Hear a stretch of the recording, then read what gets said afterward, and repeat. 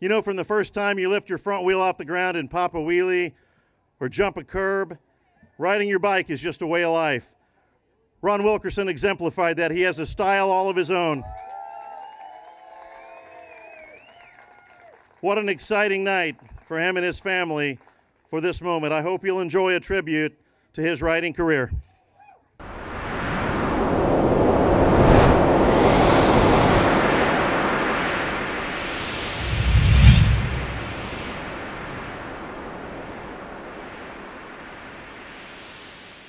Some people say that the world of freestyle BMX officially became its own branch of the BMX tree when Wizard Publications introduced a new magazine called Freestylin'. And there, on its very first cover, was a hyper mop-headed two-hip trick rider doing his thing on a GT Performer in Golden Gate Park. This precise moment not only kicked off the sport and paved the way for where it is today, but it did the same for the Bay Area freestyle scene and one Ron Wilkerson. Soon after hooking up a factory ride with Haro Bikes, Wilkerson went on to invent such new tricks as fakies, fafanus, abubakars, and nothings, just to name a few. For over 10 years, Wilkerson toured the world helping spread the freestyle gospel to all who would listen. As his team manager, he picked up some of the most talented riders along the way. Ron was never one to be pigeonholed into one specific type of riding. He did it all. Proof of this is when Wilkerson became 1985's AFA Flatland, Ramp, and Overall Champion. Winner of numerous popularity awards, from being named BMX Plus Freestyler of the Year to winning the 1989 Nora Cup, Ron continued to push the limits of himself and the sport. When the sport needed a boost, Ron turned into an event promoter and created the two hip contests, King of Vert Halfpipe Series and the Meet the Streets contest. Starting up his own brand in 1989, originally called Wilkerson Airlines, it became one of the first rider-owned freestyle brands and still survives today as Two Hip Bikes. Some 30 years since that first cover of Freestyling magazine, and we've learned one immutable universal truth: that there is no stopping Ron Wilkerson. Still today, he rides and tours the world promoting his bike company and his one passion, the sport of freestyle BMX. Please join us in welcoming 2013 BMX Hall of Fame inductee, Ron Wilkerson.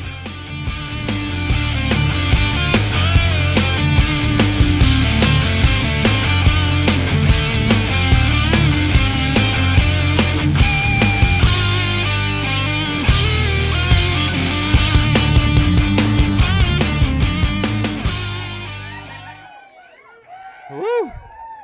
All right. You guys hear me out there?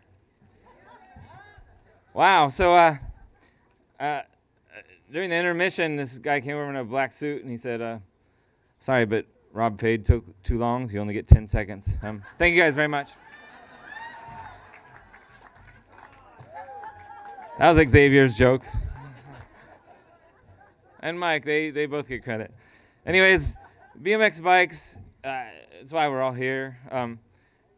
BMX did a lot for me, taught me a lot of things in my life, a lot of life lessons I learned in BMX, and BMX was the vehicle that brought me these things. And I just wanted to talk about a few of the things here that I learned. Like in the beginning, I started riding BMX.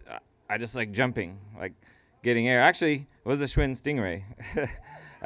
I just like jumping, getting air, going fast enough so you could do your tricks and get your hands or feet back on the bike before you landed on the black tire first on the flat, because all the jumps back then were to flat.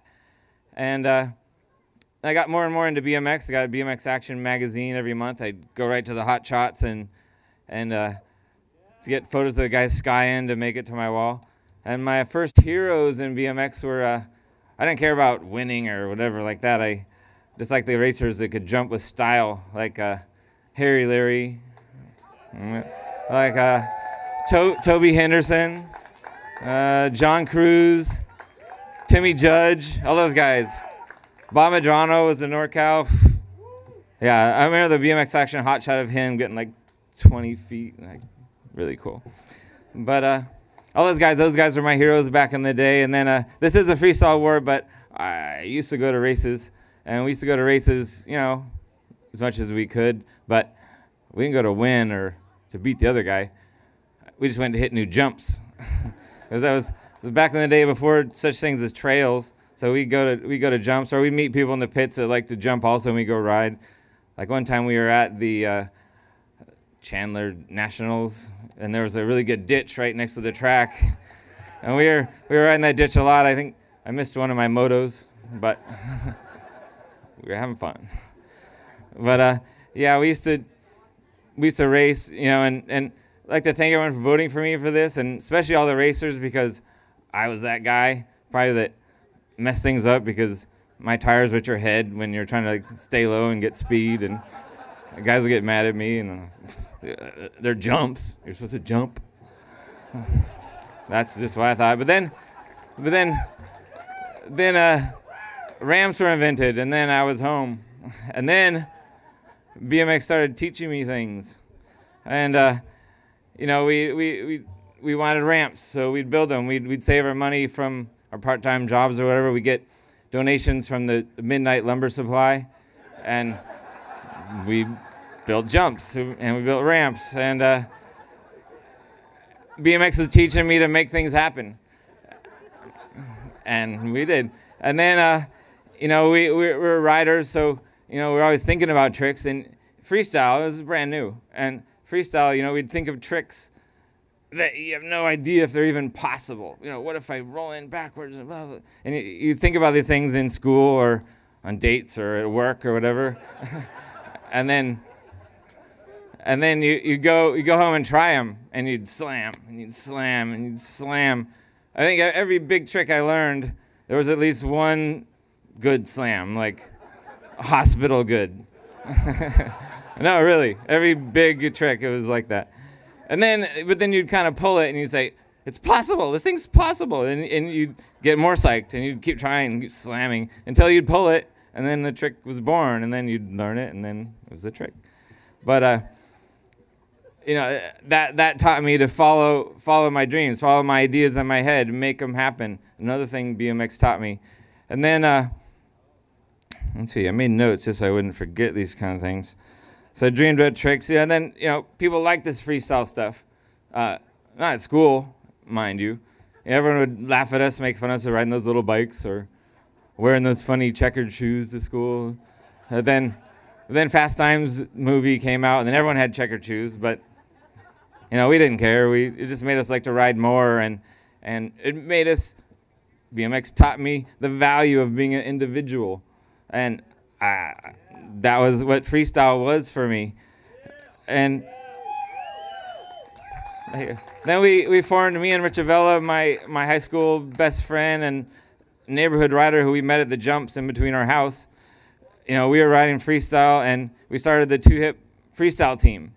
And you know, we had nothing, we didn't know anything about performing or running a business or anything like that, but we started doing shows. And you know, soon we bought a PA system and a trailer from our proceeds. We quit our jobs at Round Table, and yeah, and then doing shows on the weekend. We're getting paid to ride our bikes. We're in high school.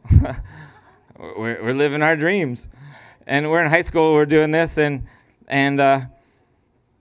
you know, that was another thing BMX taught me, was, you know, another part of living my dreams. And also riding, you know, every time you go riding, you push yourself. You push yourself to the edge, you know, sometimes over.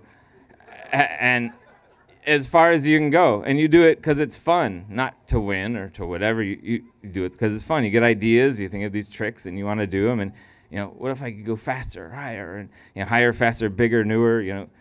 You'd push yourself. And to me, that's a life lesson that I use every day of my life, and everything I do is I push myself as far as I can. Anything I do, whether it's work or school, whatever, I go as hard as I can. And that is another thing BMX taught me, or I learned the vehicle that BMX brought me to learn that kind of thing. Another thing, and then BMX contest came along, and it was Bob Morales and the AFA who, yeah, that's a guy who should be in this Hall of Fame thingy, is Bob Morales, because he did the first AFA contest, and then we started doing contests, and then we started doing show tours for our sponsors, our newfound sponsors. And then we started doing tours around the world, and we're traveling around the world, getting paid to ride our bikes, being in magazines, being stars, riding our bikes. We couldn't even dream that big. And then myself, it was always myself, Dave Norrie, who's here. Dave Norrie? Yeah. Dave Norrie and Brian Blyther, who is supposed to be here, but he talked to me this morning. He's a cop in LA, East LA, and he had to go to work, so he can't be here. But me, Brian, Dave, we toured together for 6 years, like 3 to 6 months a year. We were touring around the world. The adventures we'd have, and when you're on the road with someone, it's more than if you're married. Like, you're together for months at a time. You're working together, eating together, you're sleeping together. Well, you know. You're together all the time, and like a marriage, it's gonna work or it's not gonna work, and it really worked with us. And like those guys, to this day, you know, more than brothers to me. Like, there's nothing I wouldn't do for them. Nothing. Dave could call me and say, "Hey, Ron, can I have your right arm?" Dude. Oh yeah, this one. Anyways, Brian, Dave, and I, and like we toured together so much that, you know, we would know each other so well that, and when you're on the road on tour, you know, things happen, like bands break down, trailers lose wheels, whatever, and we would know anytime something happened, we would know what each was gonna do. Like, we would just know it without even talking or think about it. Like, you know, Dave would be going trying to like MacGyver something to happen. Like, I'd be going trying to find a phone to call a shop to tell them we're gonna be late for the show. You know, Brian would be in the van trying to find the tape to play. You know, or bring us water. You know, we'd be working hard. Brian would bring us water. That was awesome. We were just like, but we worked together like this, and it was awesome. Those guys. And in fact, we did shows so long. We did a couple shows. Gracie, Stefan Pranto, who's also here, did the world championships in Cologne a couple years. They had us out for, like Brian, Dave, and I toured so much that we created like a following around the world. People, we got so into our shows, and we got so into it that people loved our shows, and we went out to Germany to do the worlds for BMX, and it's really funny. We had Kevin Martin, who's not here, also, that was our MC, and we hadn't done shows in years, and we went to Germany. We went out there, we were partying, hanging out, all that stuff, and then it's time for our show. We didn't talk for 1 minute about the show or how it was going to work, what was going to happen. We all knew. It was insane. That's how well we knew each other. Like, we just went, did the show, didn't even talk a word what happened, and it was awesome. We had a great time. But touring with these guys that long will teach you those things, that stuff. You know, BMX helped me like find, you know, the experience having people like this that I know. And what was funny about that? What else? Then you know, BMX was evolving, and it needed events that were evolving as well. And then I knew what it needed, but I didn't know anything about organizing events or running a business or something like that. But using what I already learned in BMX, I just went for it and started the first, you know, BMX vert half pipe series called the 2-Hip King of Vert, and it was like BMX freestyle itself, like breaking boundaries. The events were breaking boundaries. The events we'd have, and then shortly after that, we started the first BMX street events called the Meet the Street series, and breaking boundaries as well. You know, we'd throw these events. One time we threw an event under the Manhattan side of the Brooklyn Bridge. There was these banks there, and you know, we threw an event, didn't get permits or anything like that. We bring ramps. It was like, or advertise it in the magazines, like thousands of kids there, ramps everywhere, and it's an amazing event. And I remember being the organizer one time. Someone came over to me and said, the cops are here, the cops are here, the cops are here. And I'm like, so I run down, then I just kind of hang out, kind of mosey over the cops, and I'm like, hey, how's it going? And they're like, oh, it's cool event here. Just kind of checking out. It's really cool. I'm like, all right. Okay, cool. Well, yeah, you're going to see some really cool stuff. You know, I'm organizing an event here. If you need anything, your problems, just have someone get me. They'll know where I am. And I walked away knowing, whoa, this is a moment. We're under the Manhattan side of Brooklyn Bridge. Thousands of kids around. We brought in ramps and things. This stuff's going off. No permits, nothing. And it happened. But that was like a 2F event. Anyone in freestyle will appreciate if anyone's there. It was the energy. We always tried to create events that captured the energy of freestyle and BMX. You know, get people into it. And you know, we're organizing events all around, contest events and all this. But when BMX freestyle is not even a sport, racing maybe. You know, it's like. It's a sport, you know, they're competing with #1, all this kind of stuff. But freestyle, we're just having fun. And like, we're in the 2-hip King of Vert contests. And of course, we're pushing each other. Of course, we're going for it. Of course, we're motivated. But we're in the finals of a King of Vert jam, and I'm on the decks with my friends, like Matt Hoffman, Brian Blyther, Mike Dominguez, you know, Dennis McCoy. All these guys are my bros, and we're on the decks, you know. A guy would do something rad in his run. We'd be psyched. We'd be cheering him on, you know, and that would only make us more psyched for when we get a run, we get a ride. And you know, the crowd's feeding us. We're feeding the crowd. We're feeding each other. It was amazing energy. Like those events were just spectacular like that. And so organizing events, and then I think it was the final AFA contest there was. It was my last trick was a trick I invented called the nothing, where you take both hands and feet off the bike, and then you grab back on a quarter pipe ramp, and I hung up. I only got one hand back on. I hung up and landed on my face, and I was in a coma for 5 days, and gnarly experience. There were times like going into surgeries, and they're telling my family like the chance I might not make it, stuff like that. I mean, I feel really grateful to be here right now. I mean, yeah, it was crazy. Like, and then, you know, recovering from that. Matt Hoffman's dad flew me from Oklahoma, Kansas, flew me from Kansas to San Diego where I lived, and in his plane they had like a nurse, all kind of stuff. But then the recovery was just as insane. I mean, I remember a little story about it is myself and my BMX friend at the time, Eddie Roman, were sitting in my house, my second house, with a pool and jacuzzi and an ocean view in North County, not far from here. And my other house had a ramp at it, and I'm sitting there with Eddie, and we're hanging out in the living room. The radio was on. One of those commercials came on about making a living or something like that. Oh, make your living. And I'm sitting there, and I'm like, what do I do for a living? And Eddie's sitting there in my house, and he's like, you're a top pro. You get paid to travel around the world doing shows and contests and things. And I'm like, I get paid to ride my bike? And he's like, yeah. I'm like, wow. Yeah, and then riding, actually with Eddie Roman also, on my ramp at my other house, which was a BMX house, rented out to Kevin Martin and all the BMXers. And but I remember being scared to go down the roll-in of the ramp.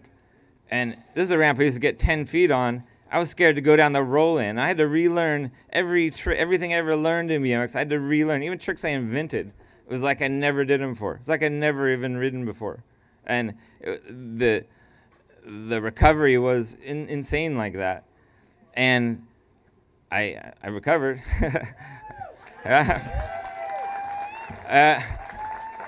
And I'm here, and then, you know, I had some other dreams that, you know, I wanted to have a bike company, and I knew nothing about running a business or I'm in a bike company and sales and accounting, all that kind of stuff. But using what I learned in BMX, you know, I went for it and had started Wilkerson Airlines, and then, you know, shortly after that started 2-Hip Bikes, which I'm still doing today. And the stuff I learned from BMX. And it was after that where, it really came to me. 0 seconds. It really came to me, the whole experience of being in a coma and the recovery and all that. I realized that was one of the best things that ever happened to me, because I went through all this, and I came out knowing what was really important. And I've been raised really, really religious all my life, with like rules and all these kind of things and punishments and all this. And it came to me to realize that no matter what you believe, no matter you read the Bible or the Quran or whatever you believe, no matter what it is, what's really important is that you're alive, that I'm alive. And I started appreciating every second that, and I every second, you could die at any moment. And no, it was an amazing event for me to learn to come to that feeling of just appreciating life every second, and wake up every day and say, heck yeah, I got another day. And that's what I learned, and I just learned so much through BMX as a vehicle for me. And I know a lot of you people know. I know all the freestylers probably learned a lot of the same things I learned, and I don't know if people here hadn't ridden BMX, or if maybe racing taught you different things. I just hope that, and I know that you guys know, like the having a thing in your life that pushes you as far as you can go, and you use that, you'll take that into other parts of your life, other things you do in your life besides just BMX, like pushing yourself as far as you can go. A lot of people, and I wish more people in the world would have something like that they were that into. And then I don't know if you're not living your dreams right now, that I hope that you have your plans and your goals to live your highest dreams, because that's what life's about, and that's what makes you love it so much. And I don't hope that everyone dies and recovers, or almost dies and recovers, to learn to appreciate it every second. And I'm just really grateful to be here. This award's really cool. Thanks for voting for me. And I want to thank my family for being here, and my friends for the love and support. I want to thank my daughters who couldn't make it tonight, that are for being amazing, and for all the times when they brought me my meals on the couch when I was recovering from injuries for months at a time sometimes. And I want to thank my wife, who looks really beautiful tonight, quoting Billy.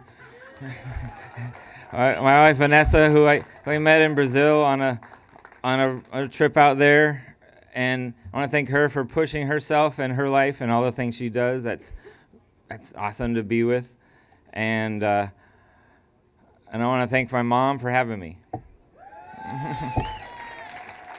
Thanks, you guys.